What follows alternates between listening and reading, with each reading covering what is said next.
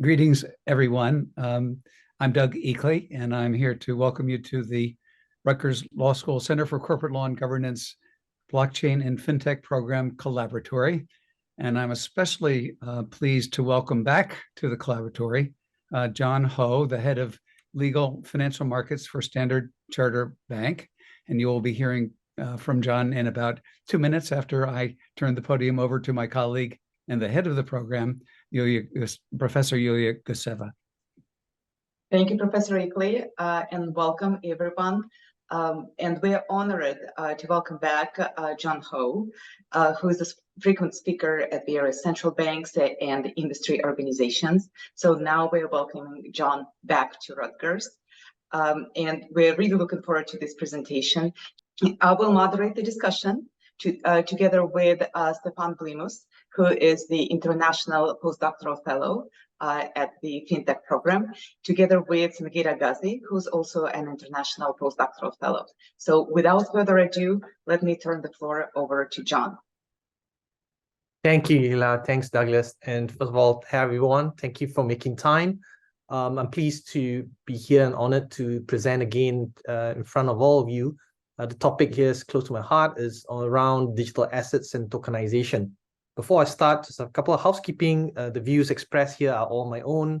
They do not necessarily represent the institution that I belong to.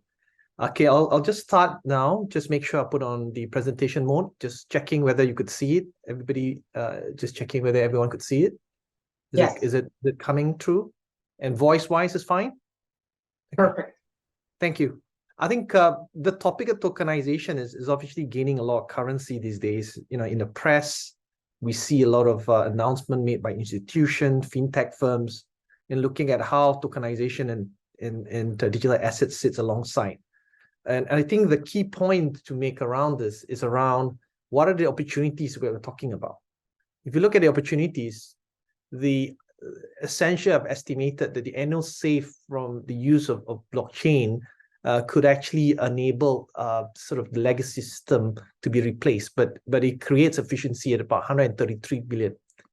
And then, you know, in terms of a blockchain cross-border payment, it has a potential savings of 10 billion for remittances in 2030.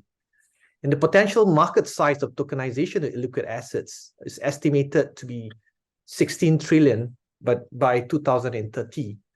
And blockchain devices are expected to grow exponentially, and Report Thinkers says that blockchain devices is trying to grow to 2.46 billion in 2026. Just to understand the sort of landscape of digital assets, not all assets are about crypto. If you look at that, cryptocurrencies is just one subset of digital assets. You have utility token, you have stable coins, security token, non-fungible tokens, and other types of sort of a combination of tokens. So if you look at on the left-hand side, cryptocurrencies, what we are always known like Bitcoin, Ether.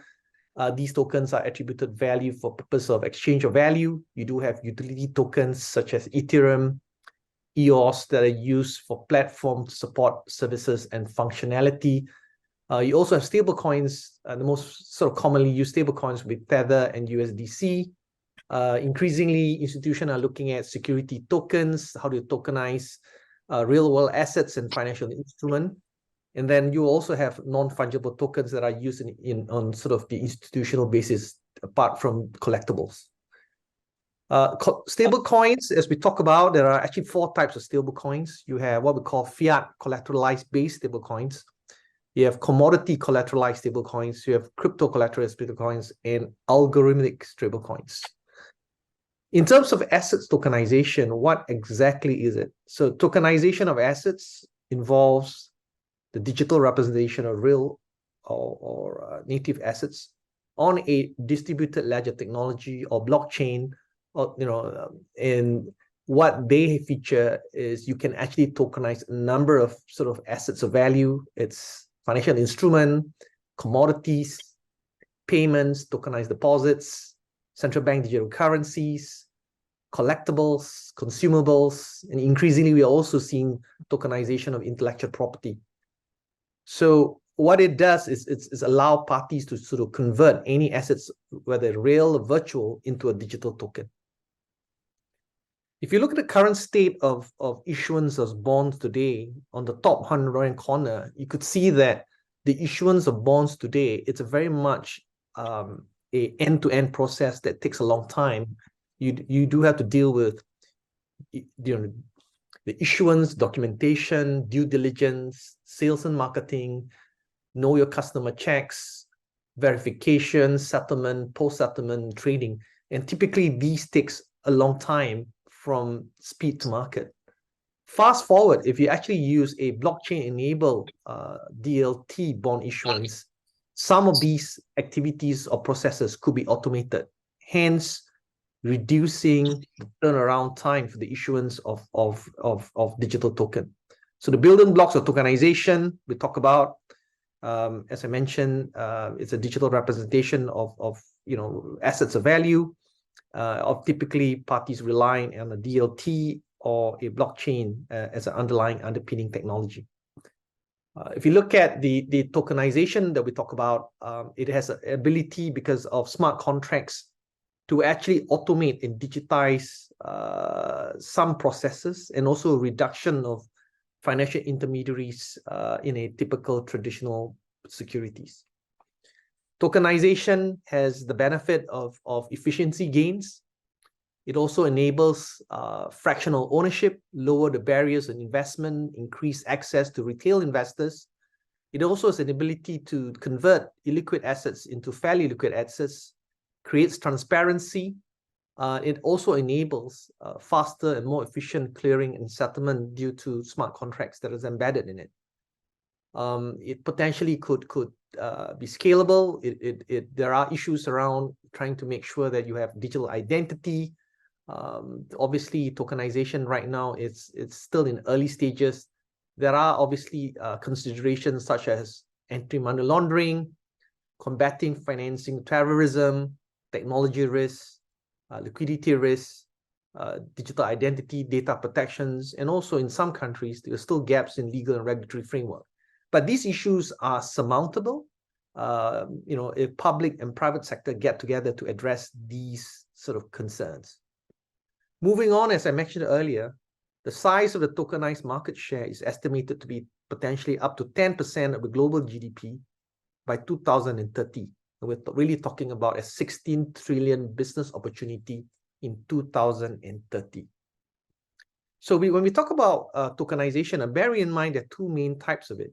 The first is the tokenization of your traditional assets, such as public markets, real estate, public equity, fixed income, commodities, and also you have on-chain asset tokenizations, where the sort of the assets are sort of recorded on a blockchain. These are obviously, you could actually do it for real world assets, also native assets that exist on a blockchain.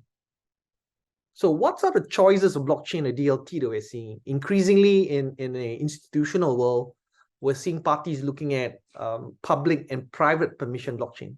Obviously, what I've indicated is more the public, and some of them could be permission and permissionless. There's such activities, and I'm just giving an example, it's not exhaustive.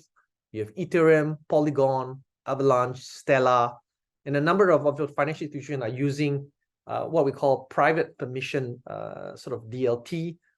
As the name implies, it requires parties that are permissioned to access, read, or even validate the transactions at hand. Now, when we look at token universe, it's actually quite diverse, right? This list I put on is just an illustration of the types of tokens that are available in the market. As I mentioned earlier, you have stable coins, non-fungible tokens, carbon credit tokens. Increasingly, we are seeing tokenization of real-world assets, security token by its nature, reflected of securities in nature that are reflected in a digital token, and utility tokens, commonly known as platform tokens, as indicated. Look at token standards. When we look at tokenization, especially in security token, commonly used standards are ERC20 or ERC 1400. Obviously, ERC20 is the most commonly used features, but increasingly parties are also looking at ERC 1400. that provides additional features as indicated here, attachment of document, whitelisting of addresses. It also allows for forced transfer, where owner of a smart contract can transfer tokens between external parties. So there are additional functionality with ERC 1400. Coming on to what are institutions doing, right? So we are looking at how do we create new markets and also create liquidity for what is deemed as private markets or illiquid assets. So it also allow for institutions to trade in new types of assets, like especially new digital assets. It allows for parties to actually trade in tokenized assets through fractional ownership and enable a wider base of investors. So the goal is to increase the efficiency of costs, settlement, speed of transactions, and also greater transparency, because parties that have access to the blockchain could actually see those transactions as well. When we look at wallets, what people are looking at when we look at distribution, you need to have a wallet. You must have a safe, reliable service in order to custody digital assets. And in order to create a marketplace, you need to have an exchange, you need to have trading venue. In some parties, obviously, for the private wealth or family offices, they're also accessing advisory services to actually understand how do they navigate and how do they invest and how do they protect their assets in this space. Now, when we talk about digital assets, the tokenization is one side of the coin. By and large, payments are still very much analog. It's not on a blockchain. And I think henceforth, there's a greater need to enable atomic swaps and atomic settlement. Therefore, not only you need to have a tokenized financial instrument, you also need tokenized, what we call tokenized money. So how is blockchain being used for cross-border payment? Right, this is an illustration where in a traditional payment, parties rely on correspondent banking in a cross-border basis. In a cross-border payment blockchain environment, the correspondent banking is replaced by a blockchain network that bank A and bank B, bank D could access. On a blockchain. Typically, parties could do it on a private permission blockchain network. If you look at the DLT cross-border payments, what are institutions doing? So banks and financial institutions are looking at tokenized commercial bank money. We're looking at tokenized deposit, e-money, stable coins, asset-backed tokens, and I mentioned tokenized financial instruments. Central banks are also deploying a lot of proof of concept in terms of looking at the CBDC in the cross-border basis, and also retail CBDCs typically for domestic use. Big tech are also looking at how do they use cryptocurrencies to enable cross-border payments, fiat-backed stable coins, atomic settlement of digital token. Last but not least, the crypto asset service providers are obviously looking at, have been deploying stable coins, BTC, ETH, and other sort of alternative coins as a mode of settlement, a mode of payment. So moving very quickly, when we talk of programmability in payments, there are actually three main types. First, programmable payments. These are what we call automatic execution of payments based on a predefined set of conditions that needs to be met. The next set, when we talk about programmability in digital currency, is programmable money. That's an embedding rules within the store of value itself that defines or constrains its usage. The third type of programmability is what we call purpose-bound money. These are protocols that specify condition upon which an underlying digital money can be used or are transferred on a peer-to-peer basis. So when we talk about programmability, it's not a one-size-fits-all. There are three types of programmable payments. So we talk about programmable money and purpose-bound money. Now, if we look at what's being used to date in terms of payments, you have cryptocurrencies that are being used as a mode of remittances. Some countries, there are 4 countries to date, have issued CBDC. There's live deployment. Very recently, the ECB have announced that they are looking at a live deployment. They're in this, obviously, they've gone beyond an investigative phase. They are more moving towards a preparatory phase of 2 to 3 years to prepare for the day when euro as a form of a digital euro could be used by the residents and citizens in the European Union. Obviously, you also have stable coins that are a widely used mode of cross-border payments. And you have utility tokens that are being used in a sort of ecosystem, whether in the context of Sandbox, Roblox, users are increasingly using utility token within a Web3 sort of environment. Coming on to cross-border payments, we have obviously the Icebreaker project that involves a number of countries, Norway, Sweden, and Israel, looking at a retail CBDC that could be used on a cross-border basis based on a DLT network.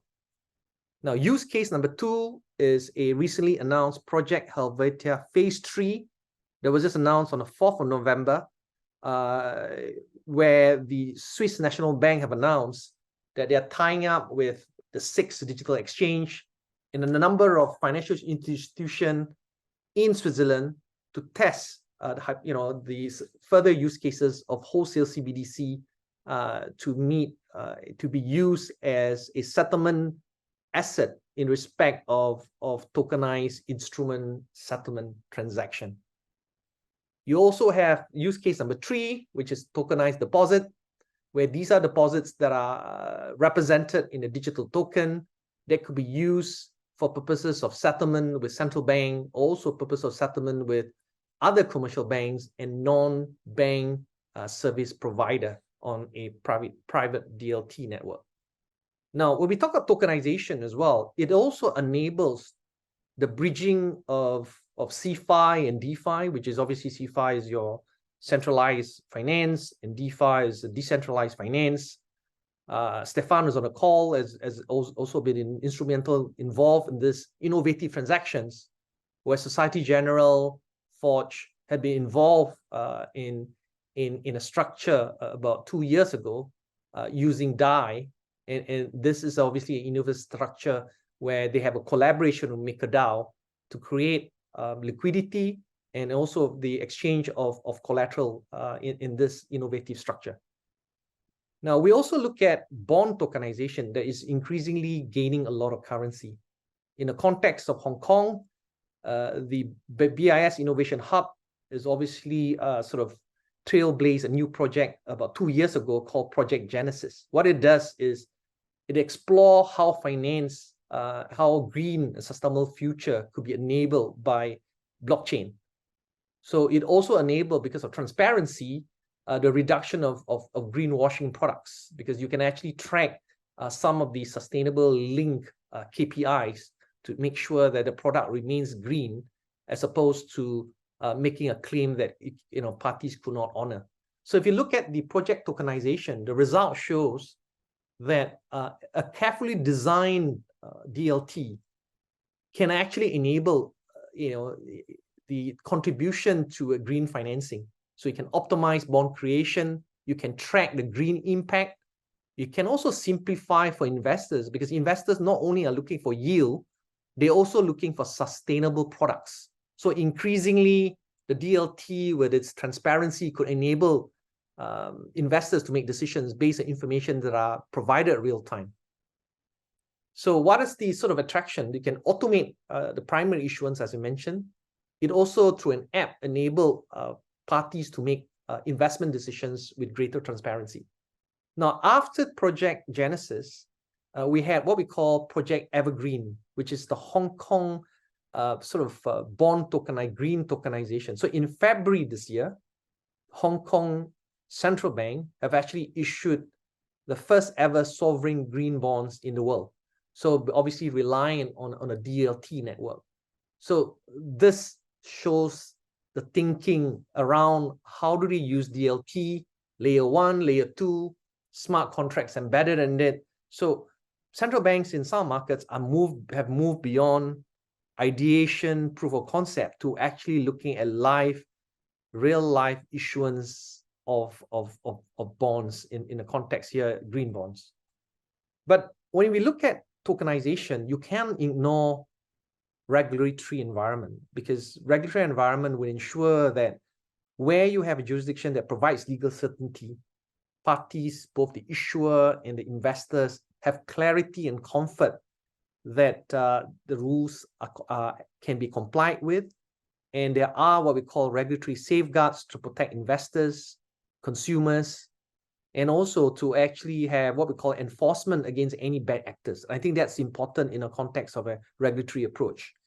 When we look at security tokens, obviously in the US, you have the Howey test that actually determines whether a token is a security or not.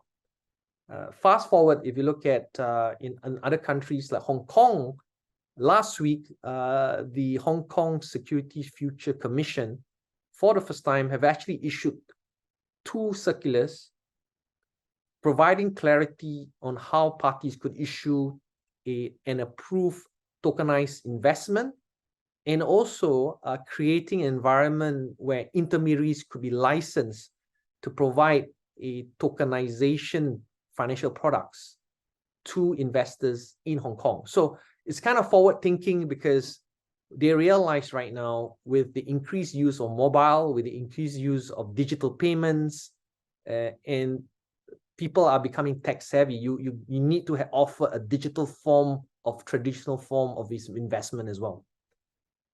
Obviously, when we look at Europe, you do have, in the context of stable coins and other forms of tokens, MiCA is applicable, but for security tokens, existing security laws do apply. In the UK, they've just issued, both the Bank of England and the FCA have issued consultation on the regulation of stable coins, and they are consulting how to approach the regulatory environment for digital for stable coins and certain types of digital asset settlement instrument. You look at Euro, as I mentioned, a number of initiatives you're looking at MiFID, you're looking at the distributed ledger technology pilot regime, where they're creating a safe environment for parties to test some of these sort of projects. In particular, the startup on a phased approach with FMI, which are what we call financial markets infrastructure.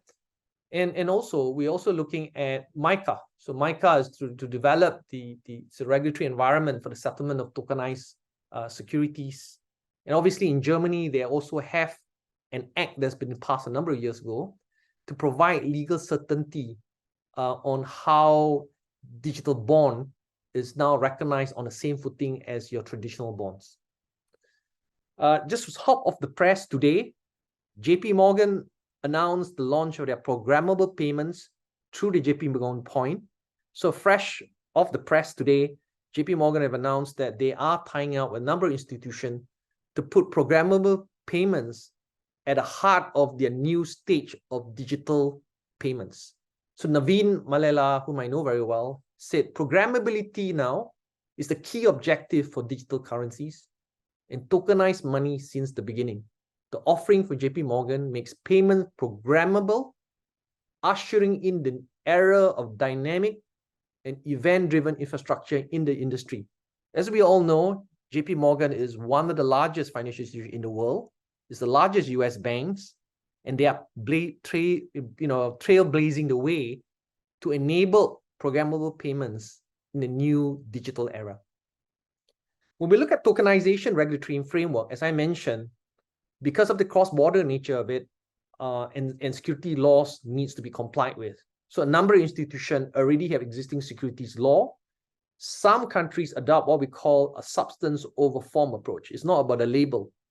If the particular token is a security, behaves like a security, talks like a security, they will be treated as a security as well. So the look-through or the substance over form test. So if you look at Europe, there are existing laws, UK as well, US, the SEC makes it very clear that many of those digital tokens are actually securities in nature, and henceforth US security law will have to be adhered to in respect to any marketing, transfer, or sale of any security token in the US. So these slides provide a snapshot of the types of rules and regulations are taking shape around the world. As we speak, this is a very fast evolving landscape. And for those of you who are following tokenization, it's important to actually track the current regulatory landscape, because that underpins what we can or cannot do in a particular jurisdiction. Look at case studies, right? You have ABN AMRO being the first bank in Europe that issued digital token. In 2018, World Bank being the first supranational issued the first bond in Aussie dollars that was created and allocated on a DLT. In January this year, the city of Lugano placed its first native digital bond ever on an FMI, denominated in Swiss francs. You have the first covered bond by Societe Generale. This is issued in 2019. In 2018, in the US, JP Morgan became the first US bank to create what we call a JP Morgan coin that enables the instantaneous transfer of payment between institutional accounts. 2018, IBM issued what is deemed as a cross-border FX payment that enables the support of FX in more than 50 countries. So earlier I talked about Project Helvetia. Project Helvetia is an experiment between BIS Innovation Hub, Swiss National Bank 6, to show the feasibility of integrating tokenized assets and central bank currencies. Project Guardian in Singapore is a combination of projects that look at the piloting of tokenization and decentralized finance on a public blockchain network. And in February, as I mentioned, the HKMA issued the first ever tokenized green bond that is issued by a sovereign globally. So when you look at that, the payment space is not just by private sectors. Central banks, as I mentioned, wants to get into the space. Why? Because a couple of trends. As a result of COVID, there is obviously a reduction in the use of cash. There's increased use of digitalized form of payment. And central banks view that they need to have a digital form of payment to enable choices for parties, and also to ensure that they retain and preserve monetary sovereignty over the currency that are treated as legal tender. And obviously the emergence of private currency poses a threat to that. If we look at CBDC initiative, more than 90% of central banks globally are either trialing, deploying, or researching CBDC in their own jurisdiction. Some are focusing on a retail CBDC, and some countries are looking, like for example, Banque de France are looking at wholesale CBDC to enable cross-border payments and settlement of digital assets. So as I mentioned, 90% of central banks are either researching or experimenting CBDC. This slide shows a snapshot of the various initiatives in key jurisdictions. Now let's move on in terms of looking at tokenization. What are the opportunities that is being offered to us? There are opportunities for issuers. As I mentioned, issuers will need to sort of enable themselves to be able to create or convert digital traditional assets into a digital form of assets and put down on a new marketplace, not just on the traditional exchange, but on-chain with digital exchange or trading venue. Through tokenization, the new platforms could create a new base of investors. It also, through fractional ownership, create more liquidity and accessibility by investors, and henceforth, for a lot of the illiquid assets and private markets, it allows for greater financial inclusion, because these markets typically are excluded from the domain of the retail investors. And through tokenization, for the first time, what is deemed as illiquid or private markets through fractional ownership could be enabled to be marketed or accessible to retail investors. Custodians, right? Increasingly, you could see that banks are also looking at offering custody of digital assets. Just in the last 2 weeks, we have seen a number of institutions announcing that they are forming or establishing custody services in respect of digital assets, in particular in relation to security tokens. Fund administration is a new business model, because when you do digitalized form of financial instrument, you also need to have fund administrators that provide real-time management of tokenized assets by giving clients, live prices, valuation statements that needs to be handled on a real-time basis. You've got credit rating agencies that also need to up their game right now, looking at how do they rate, how do they value, digital asset service provider ecosystems. Some of the sort of value of tokenization is to look at how do we enable automatic communication of voting, embedding smart contracts where investor rights could be tracked, the voting could be completely transparent and less susceptible to tampering and fraud. Last but not least is cost reduction, right? At the moment, deploying DLT could be expensive, especially in initial start, but with scale and wider adoption, the goal is to be able to reduce the cost over the course of time. Like with many new technology, you need to have an initial outlay in investment, but over time, that pays off because the benefit of reduction of counterparties, lowering of transaction costs, speed to market, the hope is that that benefit could actually outweigh the investment and cost involved. So Larry Fink, early this year, mentioned that the future of financial markets, which is worth trillions of dollars, if you look at those securities that are listed on major exchanges, in particular in the US, he thinks that the next paradigm shift is the tokenization of financial assets, in particular stocks, bonds, and private market. For those of you who do not know Larry Fink, he is the chairman of BlackRock, which is the largest asset manager in the world. So what does the future hold for this? Well, not just on traditional assets. We also look at the Web3 landscape, some of which are already taking shape. But what they lack in Web3 is the digital form of payment. So earlier when I emphasized not just about the tokenization, as and when we have a mature sort of ecosystem about tokenization in one leg, and the choices in offering a reliable form of payment, then you will see the next stage of what we call the Web3 landscape. Because as we know, there was a huge hype of metaverse a year or 2 years ago during time of COVID. Sort of that has sort of lost its shine a bit, but actually the number of debt applications have actually increased. What that means is for those participants in the long haul, they are investing for the future. So access layer, use case layer, infrastructure layer, prototype layer, and also financial institutions are building for the future. So I just want to sort of end this by mentioning that when we look at tokenization, it's still in a very initial stage. The issue is not whether tokenization would take place. The issue is not of if, it is when tokenization takes shape in a fast evolving landscape.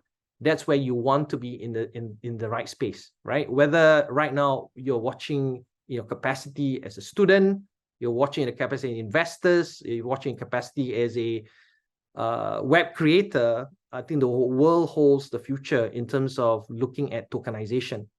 Now, the advent of generative AI does also allow for speed to market. As we know already, a number of Web3 firms, fintech firms are able to code smart contracts at a speed that was never thought capable before.